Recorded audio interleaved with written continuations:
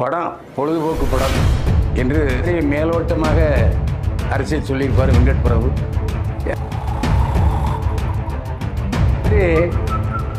Climax காட்சி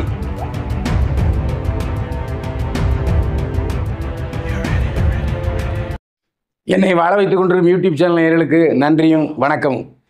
தியேட்டருக்கு செல்லாமலேயே லாபம் பார்த்த கோட் படம். ரஜினி கமல் படங்களை முன்பதிவில் முந்திய கோட். இந்த தகவல் நான் சொல்லல. இந்த தகவலை சொன்னவர் அகோரம் அர்ச்சனா கல்பாத்தி அவர்கள். ஏன்னா அவர் தான் நிர்வாக தயாரிப்பாளர். அவரே சொன்ன தகவலை தான் நான் சொல்கிறேன்னு தவிர நான் மிகைப்படுத்தி சொல்லவே இல்லை. உலகம் முழுவதும் 5000 தியேட்டர்களில் வெளியாகிறது கோட். இதில் தமிழகத்தில் மட்டும் 850 900 தியேட்டர்கள் வரை கோட் படம் வெளியாகுது. அதே சமயத்தில் கர்நாடகா,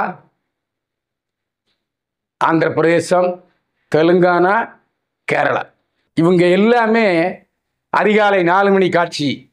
அதே தான் கல்பாத்தி அகோரம் அர்ச்சனா மேடத்தில் கேட்டதுக்கு, ஏங்க நீங்கள் ஆடியோ ஃபங்க்ஷன் வைக்கல, ப்ரெஸ் மீட் வைக்கல, ப்ரொமோஷன் வைக்கல, ப்ரொமோஷன் கூட விஜய் இல்லாத மற்றவர்கள்லாம் வந்திருந்தாங்க, ஏன் இப்படி என்று கேட்டதற்கு காரணம் இருக்கிறது.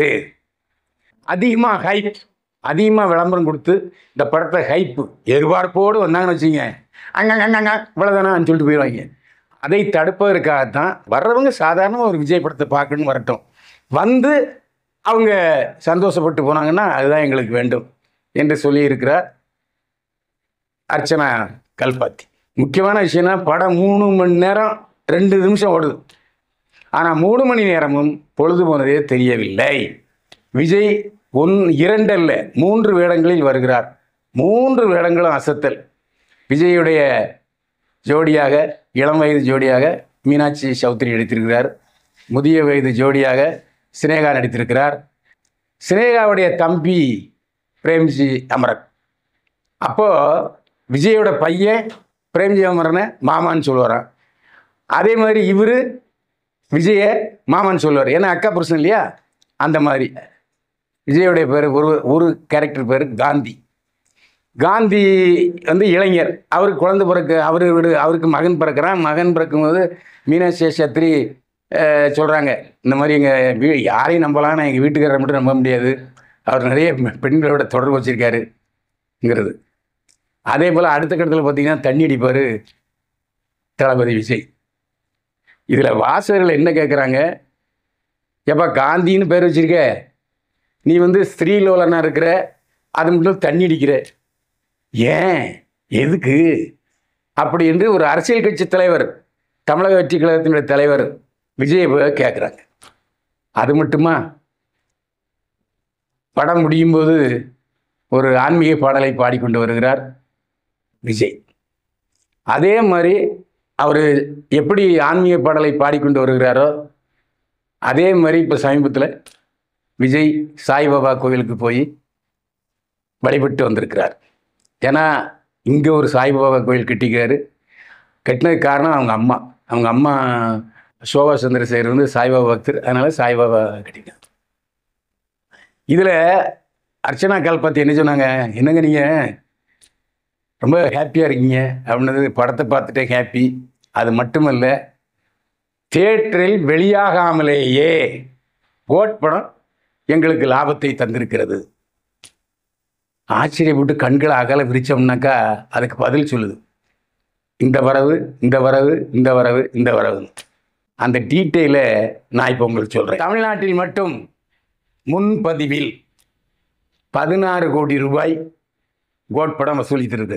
இது கமலஹாசனின் இந்தியன் 2 படத்தை விட அதிகம். இந்தியன் 2 படத்துக்கு முதல் நாள் வசூல் 11 கோடி முன்பதிவில். அதை மிஞ்சும் வகையில் கோட் படம் 16 கோடி வசூல் செய்திருக்கிறது. அமெரிக்காவிலும் இந்த படம் முன்பதிவில் சாதனை புரிந்திருக்கிறது. கோட் படத்தினுடைய கேரளா மாநில விநியோக உரிமையை கோகுலம் நிறுவனம் பெற்றிருக்கிறது. கோகுலம் நிறுவனம்னா ஏதோ புது நிறுவனம் வச்சுறாங்க. கோகுலம் சிட் ஃபண்ட்ஸ் நிறுவனம் தான். கோகுலம் சிட் ஃபண்ட்ஸு ஏற்கனவே மலையாளத்தில் நிறைய படங்களை வெற்றி படங்களை தயாரிச்சிருக்காங்க. தமிழே 2 படங்களில் தயாரிச்சிருக்காங்க. அவங்க வந்து மொத்தம் 500 தியேட்டர்களில் கேரளாவில் வெளியிடுறாங்க. நாளை ஒரே நாளில் 3000 காட்சிகள் கேரளாவில் மட்டும் கோட். அப்போது வசூல் என்ன இருக்குன்னு நீங்கள் கணக்கு போட்டு பார்த்துங்க. கேரளாவில் 1.4 கோடியும், கர்நாடக மாநிலத்தில் 3.4 கோடியும் கோட் படம் வசூலித்திருக்கிறது முதல் நாள். கோட் படம் உலக அளவில் முதல் நாளிலேயே 100 கோடியை தாண்டிவிடும் என்று தியேட்டர் அதிபர்கள் கருத்து தெரிவித்திருக்கிறார்கள். எனவே திரையரங்கு உரிமையாளரிடமிருந்து 53 கோடி ரூபாய் இப்போதே வரவு வந்துவிட்டது என்று அர்ச்சனா கல்பாத்தி தெரிவித்திருக்கிறார். கோட் படத்தின் OTT தள உரிமையும் எக்கச்சக்கமாக விலை போயிருக்கிறது. தமிழ், மலையாளம், கன்னடம், தெலுங்கு ஆகிய 4 மொழிகளுடைய நெட்ஃப்ளிக்ஸ் 125 கோடிக்கு வாங்கியிருக்கிறது. எவ்வளவு? 125 கோடி. நெட்ஃப்ளிக்ஸ் கோட் படத்தினுடைய OTTயில் வெளியிடும் உரிமையை வாங்கியிருக்கிறது. ஹிந்தியில் கோட் படத்தினுடைய உரிமையை நெட்ஃப்ளிக்ஸ் நிறுவனம் வாங்கியிருக்கிறது. 25 கோடி ரூபாய்க்கு அதனுடைய விற்பனை உரிமை விலை போயிருக்கிறது. இது அல்லாமல் டெலிவிஷனில் போடுவாங்க இல்லையா, இது சன் டிவியோ அல்லது விஜய் டிவியோ வாங்கவில்லை. ஜி டிவி 93 கோடி ரூபாய் கொடுத்து கோட் உரிமை வாங்கியிருக்கிறார்கள். எல்லாம் கூட்டி கழிச்சு பாருங்கள், 400 கோடி ரூபாய் தான் பட்ஜெட். ஆனால் இதை கூட்டினாலேயே 600 கோடி ரூபாய் வந்துவிட்டது. இனிமே அதிகமாக வர்ற வசூல் பூரா கல்பாத்திக்கு லாபம்தான். ஏற்கனவே லாபம் பார்த்து விட்டது அர்ச்சனா கல்பாத்தி, அகோரம் பிரதர்ஸ். எதுக்கு இதை சொல்கிறேன்னு சொன்னால், இதில் சம்பளம் வேறு சொல்லியிருக்கார். நாங்கள் விஜய்க்கு சம்பளமாக 200 கோடி ரூபாய் கொடுத்துருக்குறோம் என்று. புரியுதா அவங்களுக்கு? அப்போ ஏன் அவங்க விளம்பரம் கொடுக்கணும்? அப்புறம் ஏன் ப்ரமோஷன் பண்ணணும்? அப்புறம் ஏன் ஆடியோ ரிலீஸ் பண்ணணும்? படம் பொழுதுபோக்கு படம் என்று மேலோட்டமாக அரசியல் சொல்லியிருப்பார் வெங்கட் பிரபு. முழுக்க முழுக்க ஒரு போரடிக்காத ஒரு நல்ல படத்தை கொடுத்துருக்கேன். விஜய் படத்தை பார்த்துட்டு நல்லா பண்ணிடுவீங்க, இதை பார்க்கும்போது இன்னொரு படம் உங்களுக்கு டைரக்ட் பண்ண வாய்ப்பு கொடுக்கலான்ட்டு நினச்சிக்கிட்டு இருக்கேன் என்று விஜய் சொன்னதாக வெங்கட் பிரபு தெரிவித்திருக்கிறார். நேயர்களே, இந்த படத்தை பொறுத்த வரைக்கும் தியேட்டரில் ரிலீஸ் ஆகாமலேயே லாபம் பார்த்து விட்டேன் என்று சந்தோஷப்படுகிறார் அர்ச்சனா கல்பாத்தி. அதுதான் முக்கிய செய்தி. ஒரு தயாரிப்பாளருக்கு அந்த படம் லாபத்தை தர வேண்டும். அந்த அளவில் பார்த்தீங்கன்னா, இப்போ விஜய் அரசியலுக்கு போனாலும் சரி, தமிழக வெற்றி கழகத்தை ஆரம்பித்தாலும் சரி, அவருடைய சினிமா ஸ்டாண்டு, சினிமா தொழில் மிக ஸ்திரமாக இருக்கிறது என்பதற்குத்தான் இந்த உதாரணம். இடைவேளை வந்து எப்போ ஸ்டார்ட் ஆகுது தெரியுமா? இடைவேளை ஆரம்பித்தோடனே சர்ன்னு ஒரு கார் வந்து நிற்கும். அதே மாதிரி கிளைமேக்ஸ் காட்சி, யாரும் கிளைமேக்ஸ் காட்சியை சொல்ல மாட்டாங்க. அந்த கிரிக்கெட்டில் சண்டை வந்தது இல்லையா, அதே மாதிரி பெரிய ஸ்டேடியத்தில் கிரிக்கெட் நடந்துக்கிட்டு இருக்குது. அதில் யாரோ குண்டு வைப்பதாக ஃபோன் வருகிறது. அந்த கிரிக்கெட் போட்டியில் வீரர்களையும் பார்வையாளர்களையும் காப்பாற்றுவதற்காக விஜய் வர்றாரு. ஃபைட்டு, அதான் கிளைமேக்ஸ் ஃபைட். மீண்டும் சந்திப்போம்.